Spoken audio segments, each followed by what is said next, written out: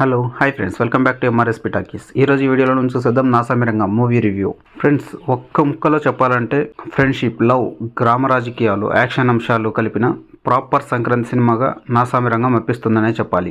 ఎలాంటి కొత్తదనం లేకపోయినా తెలుగు ఆడియన్స్ కావాల్సిన మసాలా కమర్షియల్ అంశాలతో ఆకట్టుకునే ప్రయత్నం అయితే చేశారని చెప్పొచ్చు. ఫ్రెండ్స్, నాగార్జున, అల్లరి నరేష్ మధ్య బాండింగ్, ఆషికా గ్లామర్ సినిమాకు స్పెషల్ అట్రాక్షన్ గా నిలుస్తాయి. బీసీ సెంటర్లలో ఆడియన్స్ ఫ్యామిలీకి నచ్చే అంశాలు చాలా ఉన్నాయి. 2.5 గంటల పాటు ఎలాంటి ఇబ్బంది లేకుండా సాఫీగా సాగే సినిమా ఇది. ఎక్కువగా ఆశించకుండా, అంచనాలు లేకుండా వెళ్తే పండగ సినిమాలా ఉంటుంది. ఫ్రెండ్స్, ఇంకొంచెం ఇన్ డెప్త్ రివ్యూలోకి వెళ్తే అంబానీపేటకు చెందిన కృష్ణయ్య, అదేనండి మన అక్కనేని నాగార్జున గారు, అంజీ అల్లరి నరేష్ కి ఎంతో ఇష్టం. అలాగే గ్రామ పెద్దయ్య మాట జవదాటడు, వడ్డీ వ్యాపారం చేస్తూ పీడించుకు తినే రావు రమేష్ కూతురు వరాలు అలియాస్ వరలక్ష్మికి కృష్ణయ్య అంటే చాలా ఇష్టం, ప్రేమిస్తుంటాడు. కానీ కృష్ణయ్య ప్రేమ వరాలను దూరంగా పెడుతుంది. ఇదిలా ఉంటే పెద్దయ్య కొడుకులకు కృష్ణయ్య అంటే కోపం, జెలసీ. ఈ క్రమంలో 2 గ్రామాల మధ్య సంక్రాంతి పండుగ వివాదంగా మారుతుంది. ఇంతకు అంజీ అంటే కృష్ణయ్యకు ఎందుకంటే ఇష్టం? పెద్దయ్య మాటలు కృష్ణయ్య ఎందుకు జవదాటడు? మనసులో ప్రేమ ఉన్న కృష్ణ ప్రేమను ఎందుకు అంగీకరించదు? సంక్రాంతి పండుగ ఊరేగింపు వ్యవహారంలో కృష్ణయ్యకు పెద్దయ్య కొడుకులకు ఎలాంటి చిచ్చు పెట్టింది? పెద్దయ్య కొడుకులతో ఉన్న వైరం కృష్ణయ్యకు ఎలాంటి వేదనను మిగిల్చింది? గ్రామాల మధ్య గొడవను కృష్ణయ్య ఎలా తీర్చాడు? చివరకు కృష్ణయ్య ప్రేమను వరాలు అంగీకరించిందా అనే ప్రశ్నకు సమాధానమే నాసామిరంగా సినిమా కథ.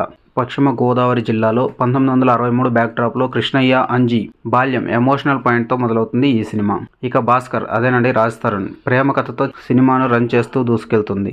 వరాలు, కృష్ణయ్య లవ్ ట్రాక్ సినిమాకు కొంత గ్లామర్ తెచ్చిపెట్టడం లాంటి విశేషాలు పక్కన పెడితే కమర్షియల్ ఎలిమెంట్స్ కనిపిస్తాయి. సంక్రాంతి పండుగ నేపథ్యంలో వరాలకు సంబంధించిన ఎమోషన్ పాయింట్తో ఇంటర్వెల్ ఎపిసోడ్ను నడిపిన విధానం సినిమాకు హైలైట్గా నిలుస్తుంది. ఓ పవర్ఫుల్ పాయింట్తో సెకండ్ హాఫ్ పై ఇంట్రెస్టింగ్ కలుగజేయడంలో దర్శకుడు విజయ్ బన్నీ సక్సెస్ అయ్యాడనే చెప్పాలి.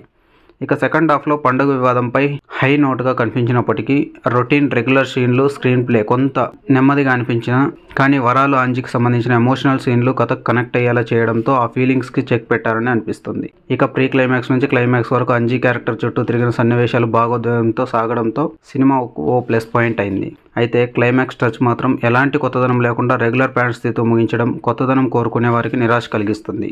ఓవరాల్గా సంక్రాంతి పండుగ ఆడియన్స్ కోసం రెడీ చేసిన ప్రాపర్ కమర్షియల్ ఎంటర్టైనర్ ఈ నాసామిరంగా అని చెప్పొచ్చు. క్యారెక్టర్స్ విషయానికి వస్తే నాగార్జున గారు ఎప్పటిలాగానే పండుగ హీరోగా తన స్టైల్, ఎమోషన్స్తో ఆకట్టుకున్నాడు. మాస్ ఆడియన్స్, ఫ్యామిలీ ఆడియన్స్ ఏం డెలివరీ చేస్తే సంతృప్తి చెందుతారో అలాంటి ప్యాకేజ్తో నాగార్జున గారు ప్రేక్షకుల ముందుకు వచ్చారని చెప్పొచ్చు. ఇక సినిమాలో ఆషికా రంగనాథ్ అందంతో పాటు పర్ఫార్మెన్స్తో ఆకట్టుకుంది. ఎమోషనల్ ఎలిమెంట్స్తో సాగే తండ్రి ప్రియుడి ప్రేమ మధ్య ఊగిసలాడుతూ చాలా ఇబ్బంది పడేలా అమ్మాయిలా కన్వీనియంట్గా చేసింది.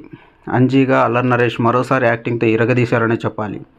రాజ్ తరుణ్ పాత్ర ఇంపార్టెంట్ అనిపిస్తుంది, కానీ ఆయనకు పర్ఫార్మెన్స్ స్కోప్ లేదు. నాజర్, రావు రమేష్ ఎప్పటిలానే తమ పని కానిచ్చేశారు.